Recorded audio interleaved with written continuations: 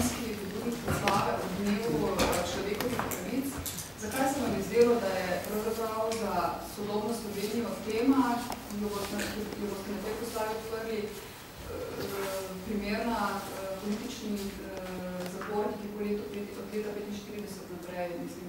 Zakaj si niste spomnili vseh kršitev človekovih pravic, ki zadevajo sodobno Slovenijo, recimo brisani, Romi, ne vem, tudi pomembna tema so recimo ljudje, ki imajo pravosodne zaostanke in poravnava varuhinja. Našteli ste nekaj tem, s katerimi se ukvarja varuhinja. In to ne prvič že celo vrsto let. Vendar s vprašanjem, ki ste ga omenili, to pa je vloga političnih zapornikov, po letu 1945 v nekdanjem političnem sistemu se pa na taki ravni še nihče ni ukvarjal. Zato je bilo potrebno to storiti. V letošnjem letu se je pač prišlo do cele vrste realizacije raziskav z tega področja, z področja poprave krivic in narodne sprave. Mi smo dobili originalne dokumente o delovnih taboriščih, zaključena je bila tudi raziskava, ki temelji na originalnih dokumentih o koncentracijskih taboriščih po letu 1945 v Sloveniji. Nedavno smo gledali pretresljiv film o ukradenem otroštvu, o otroškem taborišču Petriček in nedavno smo tudi odkrili kartoteko političnih zapornikov. Kar je presenetljivo je to, da je številka tako zelo visoka, več kot 5500 oseb, in ker je dodatno zanimivo je to, da v tem številu 5500 oseb niti niso vzete vse osebe, ki jih gotovo lahko opredelimo kot politične zapornike. Ne smemo spregledati tudi dejstva, da je Ustavno sodišče pač označilo obdobje po letu 1945 do 1990 kot obdobje sistematičnega zatiranja in kršenja človekovih pravic.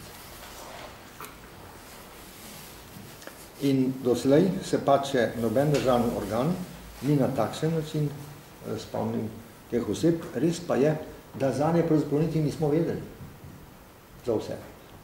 Posamezniki so vladali individualne vloge, recimo za spremembo obsodilne kazenske sodbe in po podatkih, ki jih imamo, je bilo doslej rehabilitiranih že več kot 3500 oseb. Vendar, kot vidimo, je tu bila številka 5500 oseb, ki jim je tedajna oblast priznavala, da so politični zaporniki. K temu številu pa je treba zanesljivo prešteti še vse, ki so bili obsojeni v informbirojskih procesih, ki jih v tem številu ni.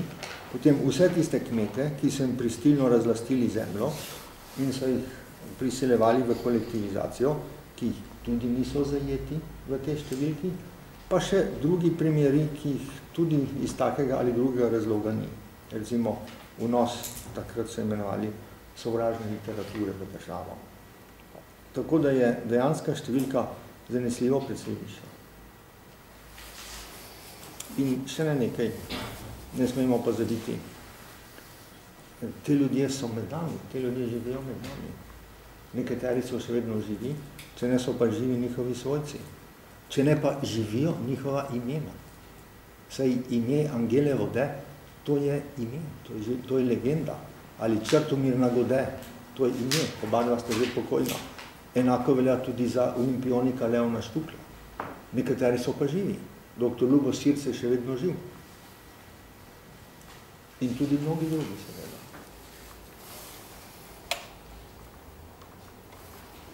Gospod minister, Denis Sarkič veste, ne vem točno, ampak se mi zdi, da v teh najdenih kartotekah ni kartoteke Zmaga Jelinčiča, ali se motim. Kako komentirate to, da nek politični zapornik ni politični zapornik? Tega ne morem komentirati, tega ne vem in očitno je verjetno kakšen drug, očitno je ta podatek je drugi. Tisto, zaradi katerega se problematizira pravzaprav ta proslava, je pismo varuhinji človekovih pravic, češ, da je bila organizirana naknadno, potem, ko ona že priredila ta svoj tradicionalni sprejem ob dnevu človekovih pravic in da pravzaprav njeni gosti ne bodo mogli pravočasno priti na proslavo, pa tudi da ona pravzaprav razno še vedno ni dobila nobenega vabila na to proslavo. Kako bo to komentirati? Vaše vprašanje, da se ta proslava problematizira, me preseneča. Kdo bi lahko problematiziral proslavo, ki je namenjena predstavitvi tako množičnega in tako sistemskega kršenja človekovih pravic? Pravic, na katere je opozorilo Ustavno sodišče, pa tudi Vrhovno sodišče v svojih razdelavitvenih sodbah. Nenavadno se mi zdi, da bi kdorkoli sploh lahko problematiziral to proslavo. Kajti ne smemo pozabiti, človekove pravice so univerzalne in datum je samo eden. Datum je 10. december. In stališče vlade je to, čim več proslav se zgodi na tam dan, toliko bolje. O očitkih, da gre, ne vem, omenili ste, da gre za, ne vem, za časovno neskladje, pa skoraj ne kaže zgubljati besed.